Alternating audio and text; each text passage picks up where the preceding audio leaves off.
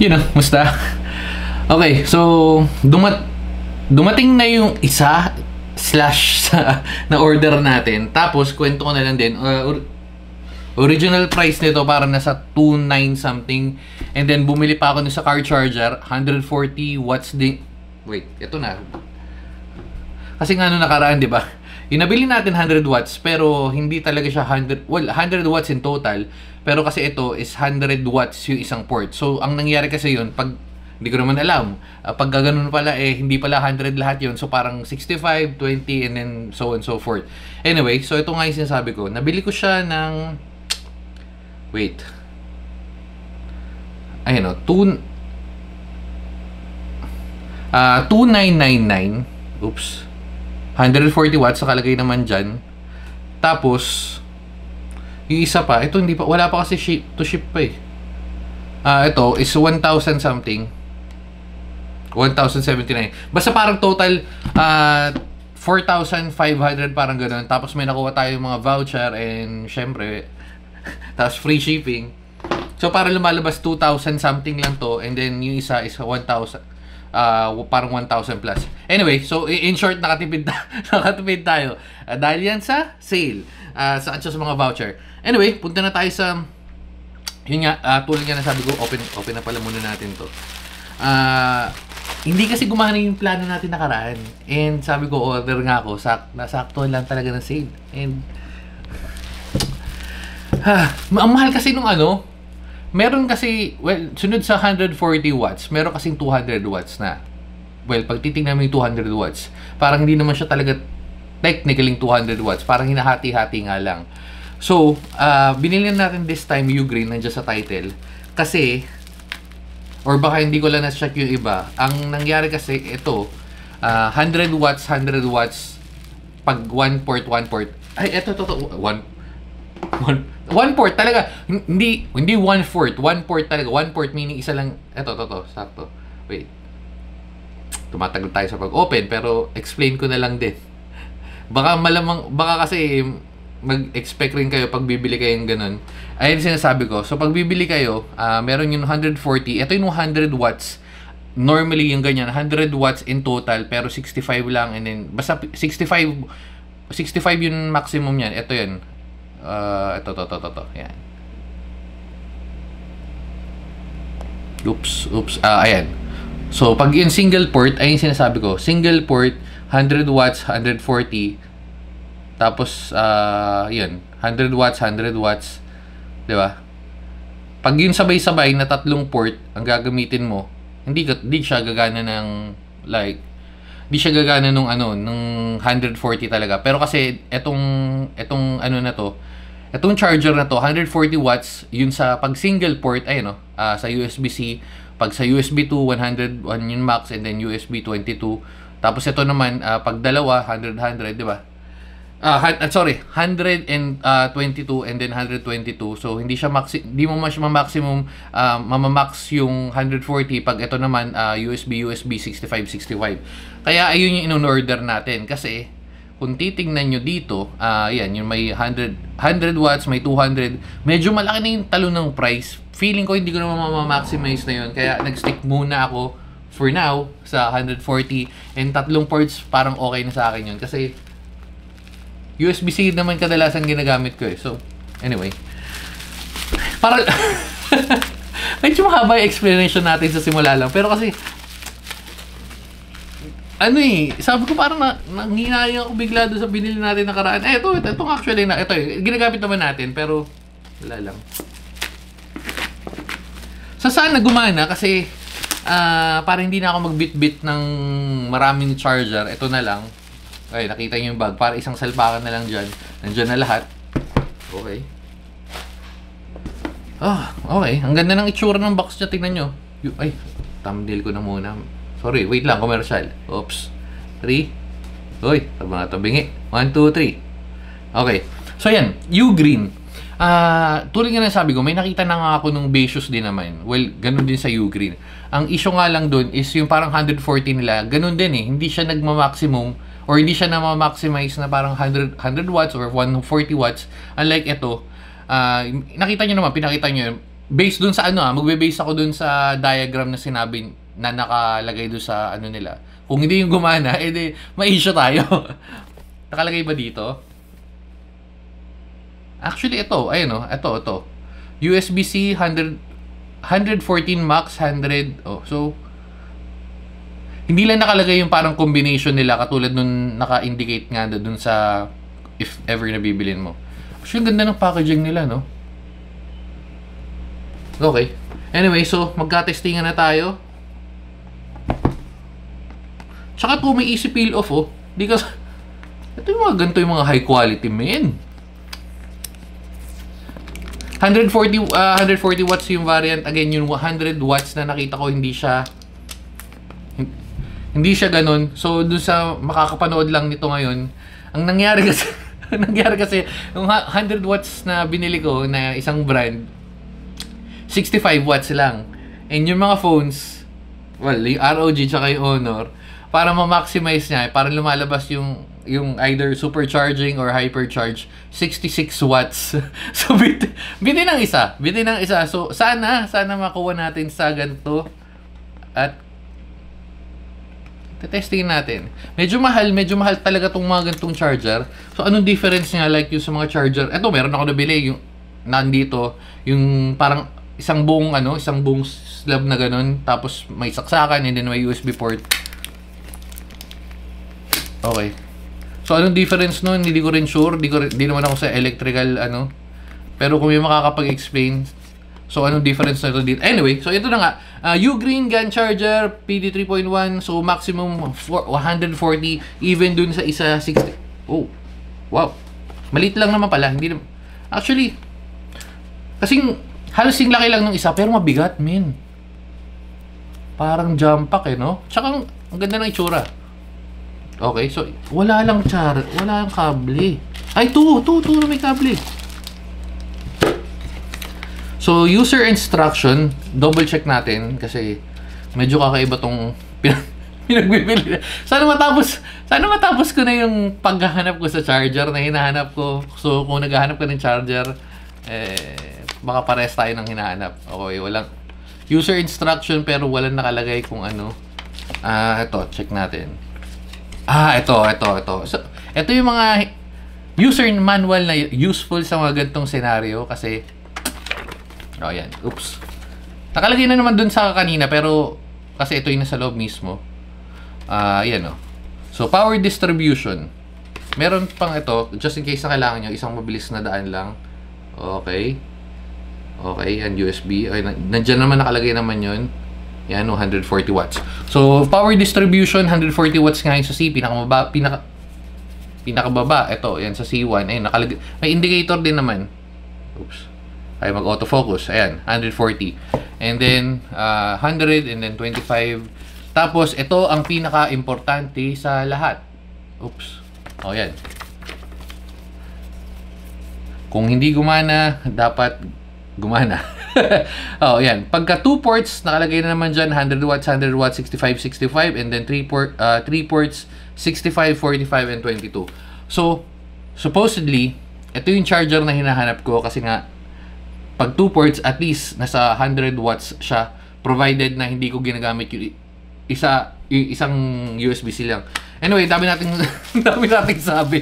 Testing na natin para magkaalaman. Ay, maganda yung pagka-packaging. Tsaka gamitin natin yung kable yung bigay nila kasi feeling ko isa pa yun. Uy, makapal yung 6A ba to? Ayan. Medyo mahal yung mga gantong kable. Kung makikita nyo, ito. Ay, digit. May nakalagay indicator, 240 watts. Sana matapos na natin ang ating hinahanap dito. Okay.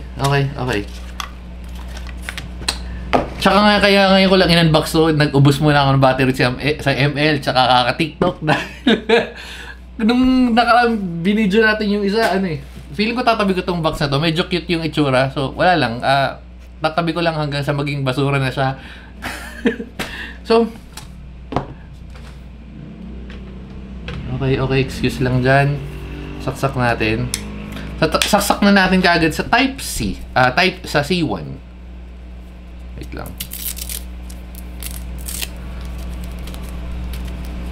Yun nga yung sinasabi ko, yung isa kasi, yung may 3 amperes or 3A, di ko alam kung amperes yung, pero feeling ko amperes.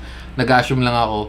Kasi yung isa, nakalagay 6 amperes, kaya parang mas malakas yata yung kuryente nun. So, pero ito nakalagay 240 watts, diba? So, dapat, kumana siya ng gano'n. So, ayan, napakita nyo naman sa 140 nating lalagay. Okay. Saksak natin. Wala siyang power indicator, pero ang haba ng kable. Okay. So, unahin na natin sa ROG.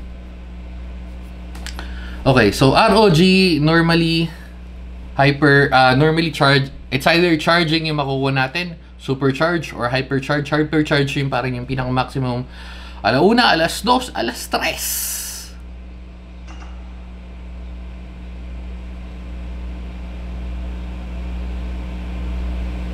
Oops. Hindi ko nakikita. Wait lang. Well, charging siya pero hindi lumalabas, men. Kasi tinanggal ko yung lock. Teka lang. Lock natin. Wait lang, commercial. Tinanggal ko yung lock eh. Password. Ay. Ano na yun? Ay, hindi. Full fast charging lang nakalagay. Ito, may nakita na ako. Fast charging. Ay no, battery fast charging. 32 minutes until full charge. Pero, hindi. Maniniwala ako kung ano yung nakalagay dun sa sinasabi. Screen lock natin. Wait lang, medyo commercial. Siguro putulin ko na itong part na to. Teka. Hindi ako ready sa mga ganito. Ini-expect ko gagana na, lalabas na siya. Asan na yun? Screen lock.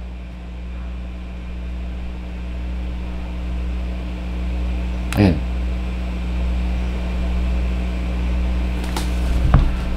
Oops. Fast charging, min. Fast charging lang nakalagay. Bakit? Try ko sa ano? Doon sa port 1. Doon sa 1. Fast charging lang? Bakit? Dahil sa kable?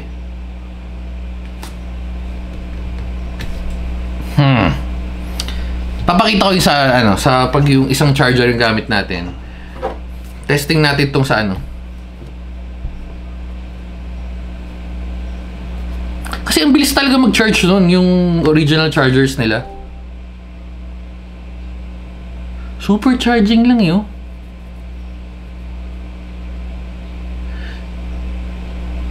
Oh, may naglalag pa.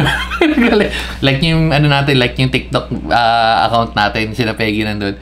Pero hindi. Bakit? Dahil sa kable. Testing natin sa iPhone. Kasi naging issue yun sa... bakit? Gumagana eh. Magte-testing muna ako nung... Meron akong nung port ng pan-testing kasi naging issue... Parang naging issue ko na rin yun before kung ilan talaga yung na-generate na power. Balikin ko kayo, te-testingin ko na ngayon na mismo. Wait lang. Okay, so unahin na natin itong sa ROG. Nakikita nyo may indicator na tayong ginagamit. Ito yung original na charger. Makita nyo 17.91 volts yung pumapasok. Tapos, well, kabaligtad. Pero makikita nyo dito, ayun o, ito, hypercharge nakalagay. So, 31 minutes full. Ngayon, ito yung sa ano. Naglalaro ng 17, well, halos 18 na naman. 18 volts or 1.79 amperes. Ayun yung pumapasok. Ay, hindi nyo ba masyado. So, yan. So, tatanggalin natin. Gagamitin natin yung charger na gamit tong sa Ugreen. Oops. So, yan. Ang pumapasok dito kasi is parehas lang naman. Actually, mas mataas nga eh. Kung mapapansin nyo, ayun o. Ay, bumaba na. Pero hindi, 17, 18. Ba't taas baba? Ayan, yan. Medyo nag-stable na siya. Ayan, medyo stable na siya. So, parehas yung pumapasok. Ang ano lang, hindi siya lumalabas na Uy. Nasaan na yan? Ayaw lang na... Ayun o. Kung kapapansin nyo, parehas lang naman fast charging, 30 minutes. Siguro sa ano na lang, siguro sa... Yung sa software na lang yata nung ano na-detect na ibang charger. Hindi ko na alam yun sa mga ganun. Medyo mahirap na explain. Pwede naman natin i-research. Pero hindi na ako abot sa part na yun. Ayun o, kasi magbe-base na lang ako sa pumapasok sa kuryente. Diba? Kasi kuryente pare-pares naman yun. Ayan o. Yata, hindi ko sure. Kung may mali tayong impormasyon, comment nyo para pare-parehas tayong matuto dito. So, pupunta tayo ngayon dito sa yan, dito sa sa Honor. 66 watts yung maximum nito. Oops. Oy, di kasya. Shit. Okay, so etong part na to, ang gagawin natin is isasaksak ko na lang to dito. Yan. Rekta to. So doon na lang ako sa may saksakan sasaksak nito para ma-check ko. Dalawang klase pala yung ganito ko. Isang USB-C, USB-A. So para makita nyo yung voltage. Ito yung mga panahon na ginagamit natin or bumili tayo ng mga power banks sa Steam Deck. So mga umabot yung sa mga dating nanonood, kung meron man, yan, nagagamit pa rin natin. Actually, okay pa rin. So hindi ko matanda yung presyo nito, pero yan. So testing ko yung sa testing ko yung sa Honor. Balikin ko yan. Okay. Hindi ko makikita pero magtiwala. Pero magtiwala na lang yung sasabihin ko. Parehas lang sila na nakalagay. Gamit tong nakalagay yung ganito, gamit na nakalagay doon. Parehas lang sila ng 8 volts. Hindi ko alam kung bakit ganun ang nangyayari, pero kung mapapansin nyo to, nakalagay fast charging or 66 watts. Na hindi lumalabas ngayon, di ba? Yes, ano ba yun? May nadidila pa sa atin si 50. Wait. Ito. Tanggalin natin para makita nyo. Oops. 66 watts. Ito na yung original na kable ng kable at yung charger ng Honor. 35, yan. Max 66 watts na yun. Nakalagay naman. So, feeling ko, hindi ko pa rin na-resolve yung issue ko. Or baka nga, sa software na lang siguro. So, magba-base na lang ako ngayon sa testing. I-charge ko kasi normally yung ganito, less than 30 minutes full na ako. So, dahil nga low-bat na to, low-bat na yung ROG, yun ang gagamitin ko i-charge. Ito yung gagamitin ko pa-charge ngayon. So, siguro yung follow-up sa comment section na lang. Kung may tanong kayo or may iba kayong device, wala na ako ibang Android device, hindi ko na matitest. Hindi pala meron yung mga Infinix, yung mga Itel, mga dito. Basta yung mga Android phones na iba pwede matestingin, pero kung may iba kayong weirdong makakapagpatakbo to ng laptop sigurado ako kasi nakalagay naman ng 100 watts, gagana yung Sureball. So ngayon, kung may tanong kayo, may comment kayo, may violent reaction kayo, comment nyo na lang dyan para ma-check natin. Again, tanggalin na natin. So again, medyo napagastos tayo sa ito. Medyo mahal din yung mga charger ngayon, So ayan, Ugreen. Dito na natin tatapusin. Bye-bye na. Babu.